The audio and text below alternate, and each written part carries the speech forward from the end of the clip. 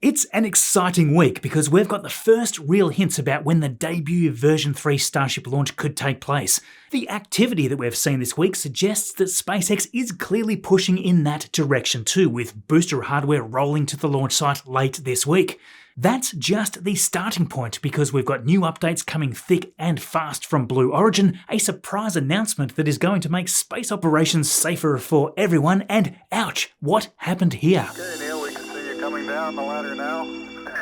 Hey, Marcus House with you here, and after quite some time we have hints on when the first version 3 Starship launch is being planned. Apparently 5 weeks from Sunday seems to be the target, but is that simply an optimistic target, or could we be back watching all this excitement in early March? Well, there is a lot to get done before that, but SpaceX have certainly not been messing around this week. At Pad 2, the focus seemed to revolve around the water deluge systems. On Sunday morning, we first saw them beginning to flush some water through what we suspect is the detonation suppression system. This system, as seen on Pad 1, has the main function of making sure there is a steady mix of water and gas below the Super Heavy to prevent any unwanted detonations from any buildup of methane and oxygen gases. It started with a couple of bursts with a slow flow, but came back a short while later like a waterfall. We don't believe they had the nitrogen gas system in play for this test. This is normally used to blast the water spraying from the nozzles and atomising that into a fine mist. At this point, it wasn't producing that large cloud of water vapour, but based on what we've seen here during the week, it can't be long before they do.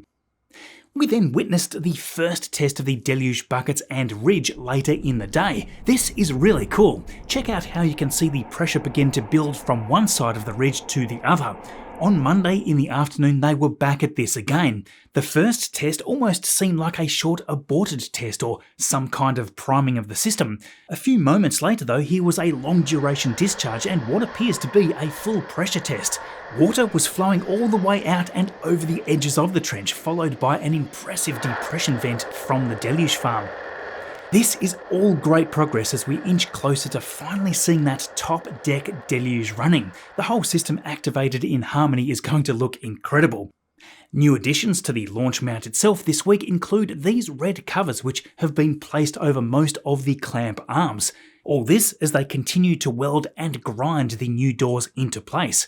Down inside the trench, remember we had been watching metal frames being put in previously to essentially start the covering process of the sump system. Well, this week those have been covered. Moving over to the old Pad 1 nearby being rapidly upgraded, it is almost hard to keep up with everything changing, with pile drilling and rebar cage installation just one of the huge jobs going on. We've even begun seeing sheet piles delivered, which we should see stocking up over the next week. Based on the timelines here, I suspect we'll see this pad and the new pad being worked on at Space Launch Complex 37 coming online at about the same time in 2027. SpaceX will be going from 2 active Starship launch pads to 5 at that stage, which will be pretty crazy. Looking even further past the version 3 Starship design, once they nail all that, they'll stretch it out even further in the version 4. Now, we've also watched SpaceX briefly testing some new lower intensity red navigational lights, which is largely in accordance with their documentation to protect wildlife in the area. These are much nicer than the previously used super bright white ones here. Work on the arms are still continuing in small bursts, with the 2 stabilisation arms being removed Wednesday night. These were to fine-tune the alignment of the bottom of the ship with the tops of the boosters during stacking operations, of course, and given that these are larger with a higher range of motion on the new Pad 2 arms, these will be getting the same upgrade. Now over here we can see that they have broken out the remaining retention pond walls and tank platforms so that they can install the new methane tanks into the farm. The piles for those we can see sticking out of the ground. Both of the methane tanks are temporarily being stored in front of the mega bunker. Last week we had thought that these were the ones that were positioned beside the other air separation parts at the port. Well, I was wrong about that because in the next flyover those 3 tanks were still here. The 2 new tanks here must simply have been delivered straight off the barge to roll right over in between the RGV aerial photography flights. Moving across the road to the air separation unit, this is arguably the most active site down here at the moment. This week we had the 3 remaining larger box pieces moving. These all rolled down Highway 4 on Saturday, Monday and Wednesday, where they were parked in front of the LR11000 and smaller LR1500 cranes and lifted into place shortly after their delivery. There will of course be a gigantic number of smaller pipes and lines to connect all of these sections together, but these should house a lot of the hardware needed for the collection process. It has been wonderful being able to see all these components from the ground in awesome detail. Shaun has been down here living it up, grabbing all this from a bunch of angles, all of course thanks to you here for being subscribed and watching along. Sometimes I've just got to take a step back and remember how incredible it is that so many of you have loved following everything that we get to see. Heading towards the build site and first pulling into the Sanchez area, over beside the bays we now see the second static fire stand has the primary structure standing by itself, and it is looking like they're getting ready to fit the beams which will support the SPMTs during the transports. After that, they should get to work on the clamps for the ship, and then it'll be about ready to assist in future upper stage Starship static fires at Massey's. The first original static fire stand, of course, seems to be about ready to have Ship 39 stacked on top and to roll out for testing. We're not sure if this has had the support braces for the 3 Raptor vacuum engines installed at this point. Those were removed during the repairs after Ship 36's explosion. However, this is of course assuming that they are still required for a version 3 Starship, because a lot has changed over the vehicles since version 2. Speaking of, there is no need for a lot of this old version 2 hardware now. In the scrapyard, we've been watching the destruction of the twice-used ship static fire adapter, which SpaceX had needed to use as a temporary solution after the destructive Massey's event mid-last year. If you recall, that adapter was used to allow the last 2 upper stage Starships to test fire while on the old Pad 1. Indeed, no need to keep this around anymore. Now, interestingly, the Starlink loader box was moved out of the factory recently, and this has been stored beside the static fire stand next to Mega Bay 2 this week. If you look closely while it was rolling out, you may have spotted the 2 prongs sticking out covered with a tarp. These look to be the rails that they used to connect to the ship, which will load the Starlink version 3 satellites. The ends seem to be very thin though, which may be an indication that SpaceX has upgraded the system to use the current probe and drogue systems that they want to use for the ship-to-ship docking tests on future flights. This would, for now at least, let the team get some testing data on them before they are actively used on a mission. Now, Shaun was also down here Monday night snapping some images through the Star Factory windows where we could see Ship 40, the second version 3 ship in line, having its flaps worked on. They were previously being held open with some straps to supposedly do some work on the flap hinges or motors.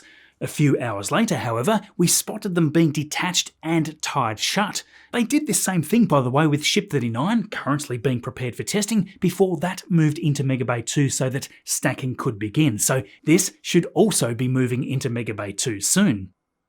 Now, if you follow the rumours around Starbase, you may have been led to believe that we would be seeing Booster 19 roll out to Pad 2 for some fit testing early Friday morning. With a booster transport stand sitting there all of a sudden in front of Mega Bay 1, it seemed the obvious assumption, right? Well, not as it turned out. Instead, SpaceX rolled out the empty booster transport stand, which was moved right in and over to the new launch tower underneath the arms. There are a bunch of ground support systems here that in a real transport would connect in for the stand to then open clamps and release a super heavy on board to be lifted by the arms. We could see them running through a few rounds of these tests during the daytime on Friday, opening and closing them to make sure that they are synchronized and that the stand is properly communicating with the ground systems. Along with that stand though, they took the opportunity to also roll this ring stand to the Massey's test site.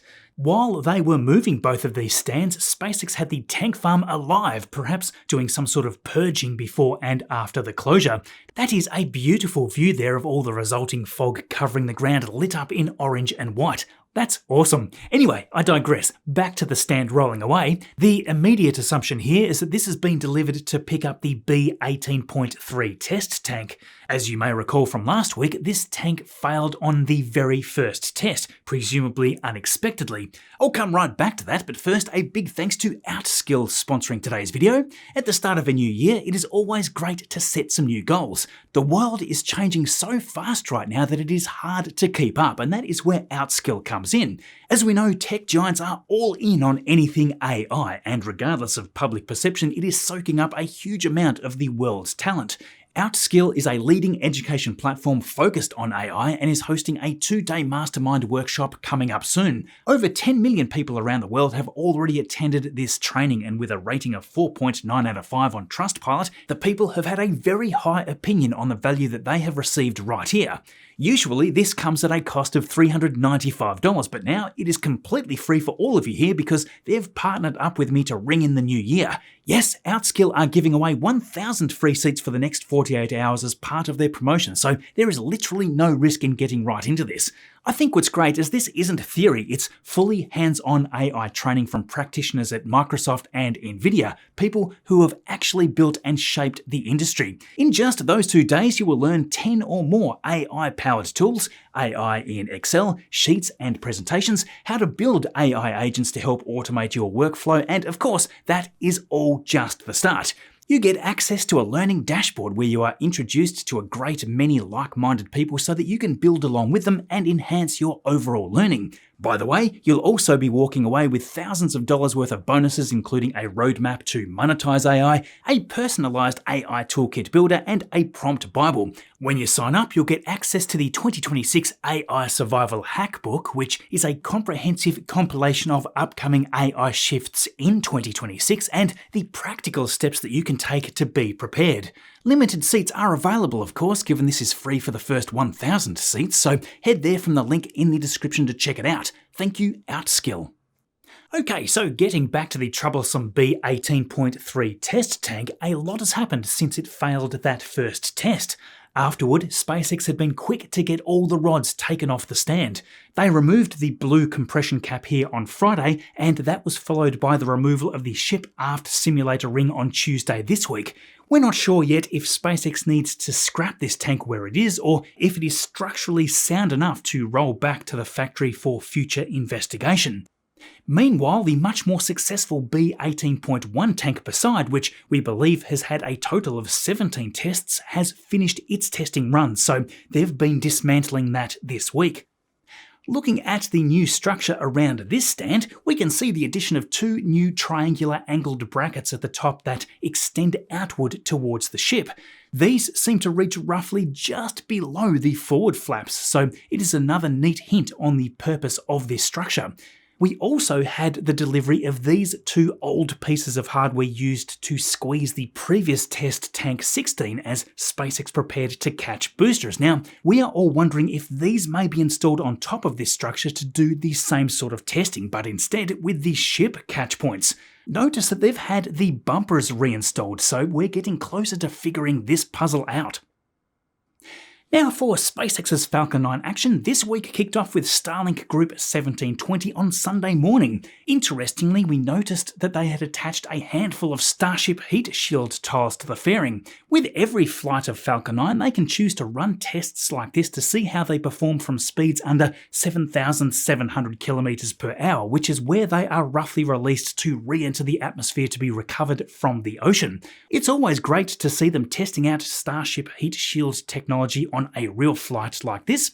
Booster 1097 was already looking pretty dark even though this was only its 6th flight. It was relatively clear views from Vandenberg for this flight all the way up to stage separation and another batch of 25 satellites in this stack. Sadly, we once more had no view of the onboard camera at fairing separation from within the payload area, but a nice shot of the fairing falling quietly away there.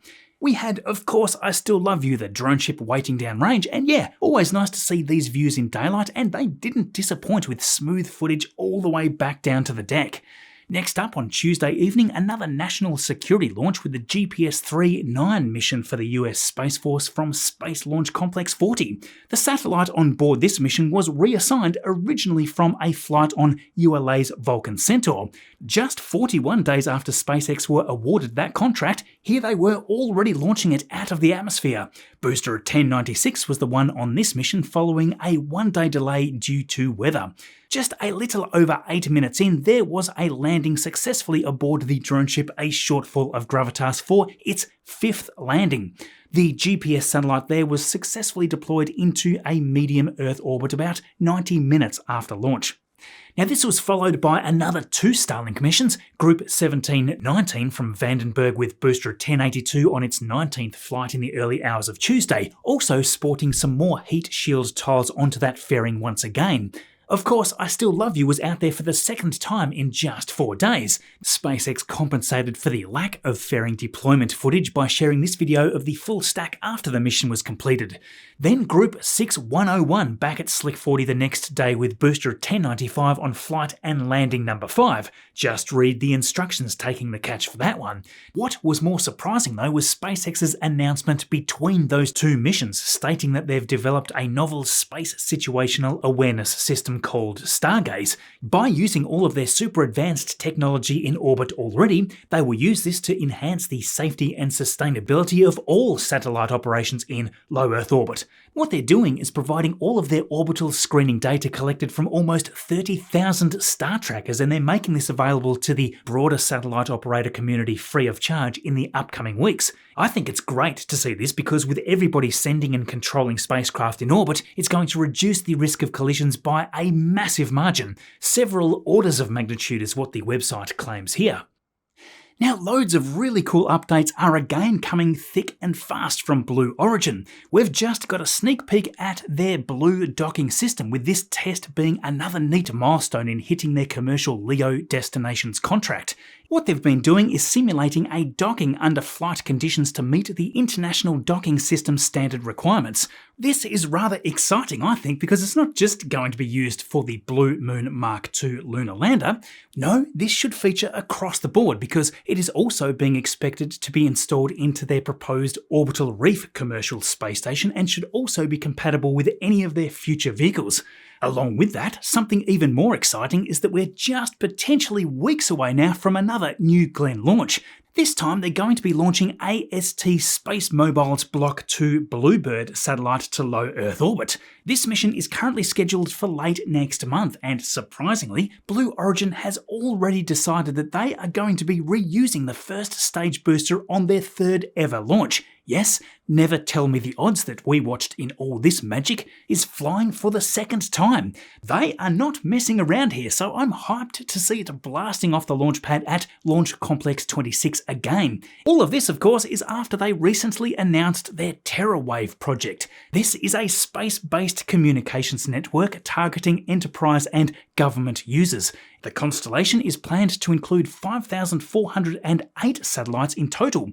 5,280 of those will be placed into low Earth orbit and 128 in a medium Earth orbit.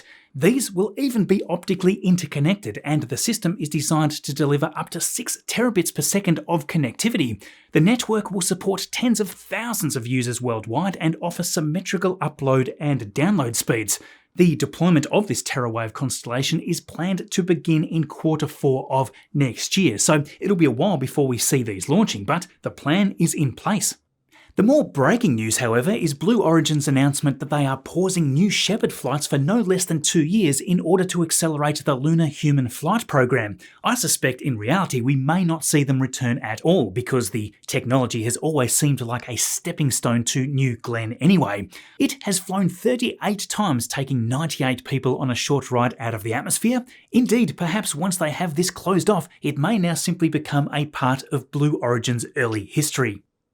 Rocket Lab was back again for a 2nd week running, launching another Electron from New Zealand in their Bridging the Swarms mission. Friday afternoon they had the spectacular bright views of the flight on its way to orbit. There, that booster goes just shy of 3 minutes into the launch, and on board between the fairings was NeonSat-1A, an Earth observation satellite to monitor natural disasters in real time above the Korean Peninsula. It was deployed successfully 53 minutes after liftoff. Along with all that, earlier this week, Rocket Lab's Neutron Hungry Hippo attached fairing system finally reached their last step before space here at Wallops Island. Over just a few weeks, they successfully completed the qualification testing, after which they began the journey from New Zealand to the east coast. This is a big milestone. These fairings really are one of a kind. They're about 14 metres tall and fully reusable, given that they simply open to release the second stage after leaving the atmosphere and then reclose to begin its return to land. This whole thing is the reusable first stage of the rocket, so after release, it'll come back to its landing on Earth. The news hasn't all been smooth for Neutron though. Recently, Rocket Lab faced this setback as their first stage tank in testing ruptured during a hydrostatic pressure qualification run. Thanks to Patrick with NSF, we see these images of the destroyed tank. According to Rocket Lab, they're already in the process of finishing the next first stage tank, and Neutron's development campaign is continuing while the team looks into the data from the test. At this stage, we don't know how this setback is going to affect Neutron's debut launch. We were hoping to see this by the end of this year, but as is often the case with new rockets, things can be quite uncertain. I won't be surprised if we see that slip into 2027. Now, you may have also spotted these nail-biting scenes at the start of the week. This aircraft is one of 3 of the WB-57 aircraft which have been serving NASA for over 5 decades now. Unfortunately, this one had a mechanical issue with the landing gear which led to this emergency landing at Ellington Field on Tuesday. Thankfully, NASA had quickly informed us all that the crew were safe, so that is great news. These aircraft have been designed to give us some of these spectacular views of rocket launches and sometimes even landings. They're also responsible for some of the thermal shots that we see during Starship and even NASA Crew Dragon re-entries. Right now, we are not yet sure if this aircraft will be repairable or not. We won't miss any of the action for the upcoming Artemis II mission though, as NASA's spokesperson Bethany Stevens has said that multiple other aerial assets are available for support. That includes their Gulfstream 5, Gulfstream 3 and a US Navy C-20, so these aircraft will be providing imagery during key mission phases including launch, entry and splashdown. So there we go, my friends, a lot packed into that one yet again. I hope you enjoyed this video. If you did, don't forget to hit subscribe so we get to keep making them. If you want to continue with more excitement, be sure to check out this one if you missed it. Thanks for watching all this way through as always. I'll see you all in the next video.